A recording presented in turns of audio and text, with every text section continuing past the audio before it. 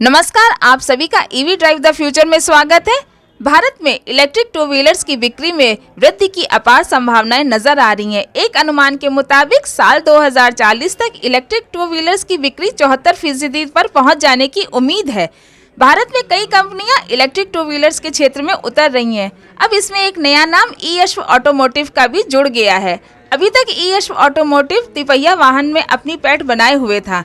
अब वह दोपहिया वाहन के क्षेत्र में भी अग्रिम पंक्ति की श्रेणी में आने को तैयार है। आइए आपकी मुलाकात कराते हैं ई-अश्व ऑटोमोटिव के सीईओ विकास गुप्ता जी से और जानते हैं ई-अश्व के फ्यूचर प्लान्स के बारे में। दोपहिया वाहन में आने का आइडिया कैसे आया और अभी तक इसका क्या अनुभव रहा सर? नमस्कार। ई-अश्व की शुरुआत हमने तिपहिया वाहन के माध्यम से की थी और तिपहिया वाहन एक बहुत ही सुगम रोजगार सृजन करने वाला वाहन है। हमारे को तिपहिया वाहन को बेचने और बनाने में बहुत आनंद का अनुभव होता है।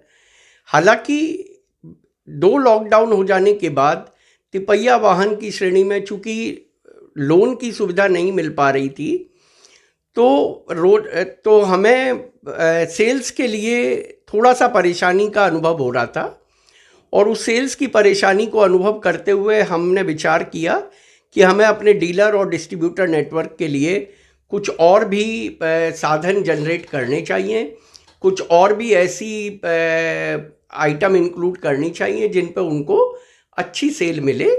और इसी विचार के साथ हम तिपहिया वाहन के साथ साथ दोपहिया वाहन के क्षेत्र में भी प्रवेश किया। अभी तक का अनुभव बहुत ही शानदार रहा है।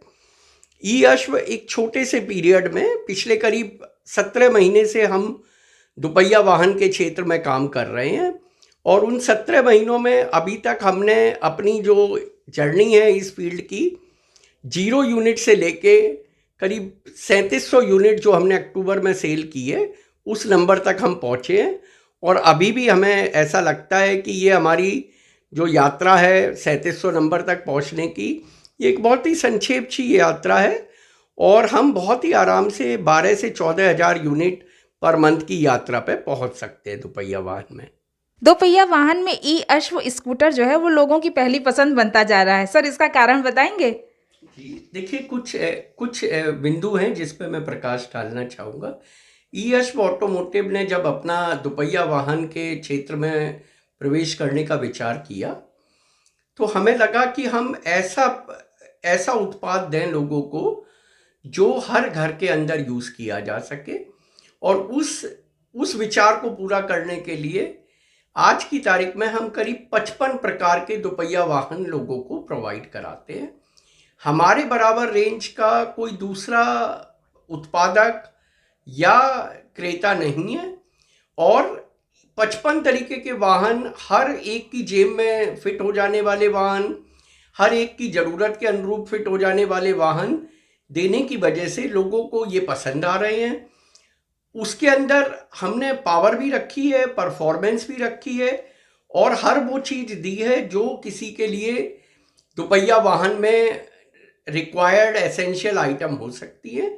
इन सभी रीजंस की वजह से मुझे लगता है कि लोगों को ई-अश्व के दोपहिया वाहन पसंद आ रहे हैं। ई-अश्व ने भारतीय बाजार में अब तक अपने कितने मॉडल लॉन्च किए हैं सर? देखिए, ई-अश्व ने जब अपनी दोपहिया वाहन के क्षेत्र में प्रवेश किया था तो हमने मल्टी ब्रांड कैटेगरी में प्रवेश किया था। हमारे कुछ पार्टनर्स हैं, उनके साथ मिलके वो बनाते थे और हम उनके उत्पादों को बेचते थे। फिर धीरे धीरे हमने अपने खुद के भी उत्पाद अप्रूव कराए और उनको बेचना शुरू किया। आज अगर हम बात करते हैं कि ई-अश्व के अपने खुद के कितने प्रोडक्ट हैं, तो अभी हम 12 प्रोडक्ट के साथ भारत में इकलौते मैन्युफैक्चरर हैं जिसके पास low speed electric vehicle 2 wheeler में 10 से ज़्यादा उत्पाद हैं। हमारे अलावा किसी भी उत्पादक के पास 10 से ज़्यादा प्रोडक्ट नहीं है। 12 तो हमारे अपने प्रोडक्ट हो गए, इसके अलावा 40 से ज़्यादा प्रोडक्ट हम अपने पार्टनर्स के ऑफर करते हैं अपने डीलर डिस्ट्रीब्यूटर्स को। इस तरीके से कुल मिला के 50 से ज़्यादा उत्पादक अपने डीलर डिस्ट्रीब्यूटर को देने वाले हम इकलौते मैन्युफैक्चरर और सेलर हैं। आपको 13 नवंबर 2021 को जेम्स ऑफ इंडिया अवार्ड से सम्मानित किया गया, इसके बारे में कुछ बताएंगे? भारत मंच की तरफ से प्रायोजित इस कार्यक्रम में हमने शिरकत की थी और उसमें एक कैटेगरी थी जिसका नाम था स्टार्टअप एंटिटीज। जैसा कि आप सभी जानते हैं, मोदी सरकार स्टार्टअप ज़्यादा से ज़्यादा लगाने को प्रोत्साहित करती है। तो पहली बार भारत मंच ने इस पुरस्कार की श्रृंखला में स्टार्टअप एंटिटी का एक कैटेगरी को चयन किया था। उस कैटेगरी में बहुत सारे उत्पादक के साथ साथ ई-अश्वा ने भी पार्टिसिपेट किया था और बहुत सारे मानकों के ऊपर निर्धारित होने के बाद ई-अश्वा को इस पुरस्कार के लिए चुना गया।